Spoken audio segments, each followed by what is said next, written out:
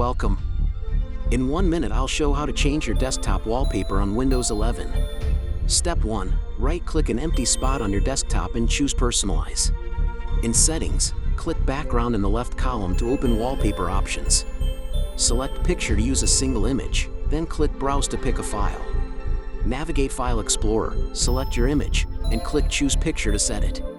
The wallpaper updates instantly. Use the Fit menu to set fill, fit, or stretch for best results. If you prefer a slideshow, switch background to slideshow and click Browse to add a folder. You can set a solid color instead. Choose solid color and pick a shade from the palette. To set different wallpapers on multiple monitors, right-click an image preview and choose the display you want.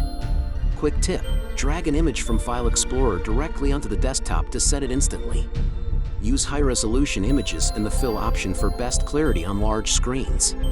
That's it. Your wallpaper is set. Thanks for watching.